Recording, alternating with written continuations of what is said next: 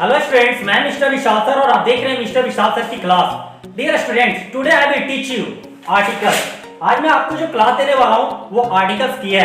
आज इस वीडियो से आप आर्टिकल्स बेसिकली तरीके से सीख सकते हैं। आज मैं बेसिकली के साथ साथ कुछ ऐसे कंसेप्ट भी दूंगा जो आपके लिए बेहद ही ज्यादा इंपॉर्टेंट, यानी कंसेप्ट, यानी articles you can do nothing without concept. यानी जब तक आपको कंसेप्ट नहीं पता होंगे, क्योंकि 5-6 चैप्टर ऐसे हैं जिसमें आपको कंसेप्ट की जरूरत होती है। Just like means tense, voice, narration, preposition, conjunction and articles. आज मैं जो आर्टिकल्स की एक छोटी सी वीडियो लेकर आऊं जो आपके लिए बहुत ही ज्यादा इंपॉर्टेंट है। यानी आर्टिकल्स यू कैन से कि article is nothing, it's the parts of adjective. यानी article is nothing, it's the parts of adjective. यानी विदाउट एडजेक्टिव के, यानी बिना एडजेक्टिव के आर्टिकल्स हो ही नहीं सकता है। तो आज मैं आपके लिए बेसिकली तरीके से एक छोटी सी वीडियो लेकर आऊं जो आपके लिए बहुत ही ज्यादा इंपॉर्टेंट है। बस इस वीडियो को अंत तक जरूर देखिएगा। वीडियो अच्छी लगी तो लाइक करके, शेयर करके आप मेरा मनोबल बढ़ा सकते हैं। ओके,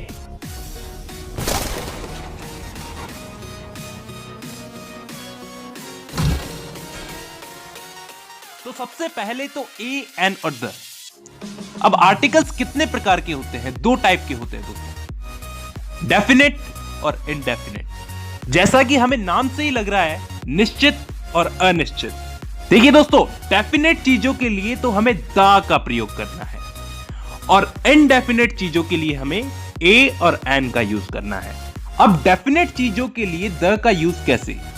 देखिए दोस्तों, डेफिनेट चीजें जिन्हें हम जानते हैं, उन चीजों से हम वाकिफ हैं, उनको हम जानते हैं, तो उन चीजों के लिए हम लोग द का यूज करेंगे। जैसे हम बोलेंगे this is the man, I know him.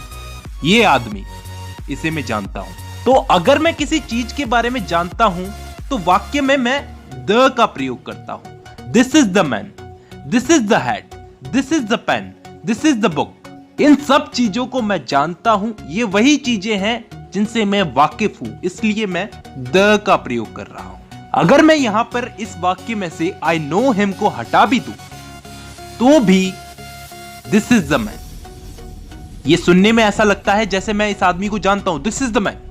और अगर मैं किसी चीज को नहीं जानता, इनडेफिनेट, तो उस चीज के लिए मैं क्या यूज करूंगा? ए और एन। कैसे? दिस इज द मैन, ये एक आदमी है। क्या अब सुनने में ऐसा लग रहा है कि मैं इस आदमी को जानता हूं? नहीं। दिस इज द मैन, ये एक आदमी है, मैं नहीं जानता ये कैसा आदमी है, कौन आदमी है।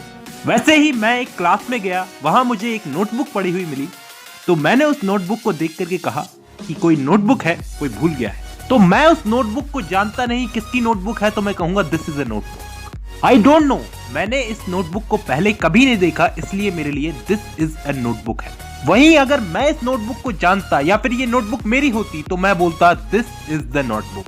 तो इनडेफिनेट चीजों के लिए ए और एन का यूज किया जाता है, जिन चीजों को हम जानते नहीं, ठीक है। और डेफिनेट चीजों के लिए, जिन चीजों को हम जानते हैं, उसके लिए द का यूज किया जाता है। सिंपल सी चीज है, समझ में आ गई होगी। अब आगे बढ़ते हैं। आगे बढ़ने से पहले एक बात आपको जान लेनी जरूरी है दोस्तों, ये आर्टिकल्स ए, एन और द, ये जो है, ये हमेशा नाउन के लिए यूज किए जाते हैं। और नाउन को हिंदी में क्या बोलते हैं? संज्ञा। जैसे एक एग्जांपल लेता हूं, this is a pen.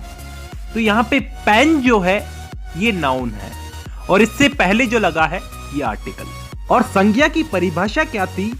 A word that is name of a thing, idea, place और पर्सन।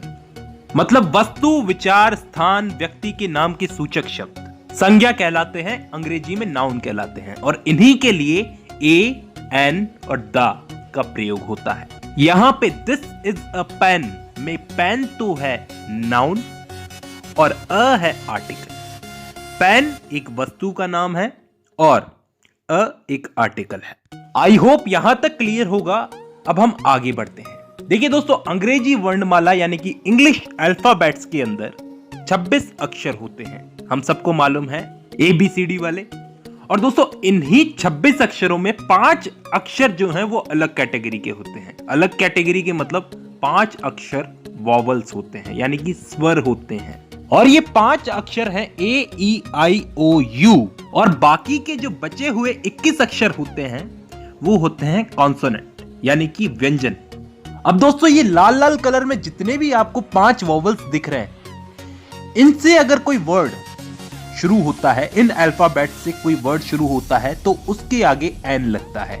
जैसे an apple A, an elephant E, an ice cream I, an orange O, या फिर एन अम्ब्रेला यू। तो इन पांचों alphabets के आगे ए ई आई ओ you, इन पांचों alphabets के आगे एन लगता है। इन पांचों अल्फाबेट से कोई अगर वर्ड, कोई शब्द शुरू होता है तो उसके आगे एन लगता है। अब दोस्तों यहां पे कुछ एक एक्सेप्शंस यानी कि अपवाद भी है। जैसे मैं बोलूं I am an honest man, अब यहां पे ऑनेस्ट शब्द तो एच से शुरू होता है, तो मैंने एन क्यों लगाया आगे? एच तो कॉन्सोनेंट में आता है ना, व्यंजन में आता है ना। तो दोस्तों इसकी वजह यह है क्योंकि मैंने बोला I am an honest man. Honest, ये जो ऑनेस्ट शब्द है ये स्वर है, ऑनेस्ट, ऑनेस्ट, क्योंकि यहां पे एच जो है वो साइलेंट हो गया है और वर्ड शुरू हुआ ऑनेस्ट ओ से। इसी तरह से और भी एक्सेप्शंस हैं, जैसे यूनिवर्सिटी, अ यूनिवर्सिटी, यहां पे अ लगा है यूनिवर्सिटी के आगे, जबकि यूनिवर्सिटी तो यू से शुरू होता है। लेकिन हम इसको यूनिवर्सिटी नहीं यूनिवर्सिटी बोलते हैं, इसलिए ये यू यानी कि व्यंजन है, तो इसलिए हम यहां पे ए लगाते हैं। ऐसे और भी एक्सेप्शंस हैं और भी अपवाद हैं दोस्तों। तो ये कुछ अपवाद हैं। अब दोस्तों हम लोग बात करें ए की, तो ए के बारे में तो मैंने आपको पहले ही बता दिया कि ए जनरली हम अगर किसी चीज की बात करते हैं और वो चीज हमारे लिए इंडेफिनिट है तो उसके लिए हम लोग ए का प्रयोग करेंगे। A pen, a glass, a notebook, ऐसी तो बहुत सारी चीजें हो जाएगी फिर, क्योंकि व्यंजन यानी कि कॉन्सोनेंट में बहुत सारे वर्ड्स होते हैं। अब दोस्तों एक आखिरी चीज हमें और समझनी है, ये जो द है ना, ये जो चीजें हम जानते हैं केवल उन्हीं चीजों के आगे नहीं लगता, और भी कई चीजों के आगे लगता है। जैसे कोई स्पेशल चीज हो गई जो सिर्फ एक है, उसके अलावा कोई और नहीं। जैसे ताजमहल, ताजमहल एक है, कोई और ताजमहल है क्या? नहीं है, तो हम उसे बोलेंगे द ताजमहल। या फिर किसी ग्रुप के नाम के आगे द यंग इंडिया ग्रुप, या फिर किसी और स्पेसिफिक चीज के आगे हम लोग द का प्रयोग करते हैं। दोस्तों इस वीडियो को खत्म करने से पहले एक लास्ट चीज और याद रख लो कि कभी भी किसी व्यक्ति के नाम के आगे या फिर किसी देश के नाम के आगे आर्टिकल्स का यूज नहीं होता। जैसे अगर मैं बोलूं a India, the India, an India, तो ये चीजें नहीं लगती किसी देश के नाम के आगे। या फिर किसी का नाम बोलूं जैसे हर्षवर्धन, अ हर्षवर्धन, दी हर्षवर्धन एंड हर्षवर्धन, इनमें से कुछ भी नहीं लगेगा इसके नाम के आगे। तो किसी भी देश के या फिर किसी व्यक्ति के नाम के आगे हम आर्टिकल्स का यूज नहीं करते।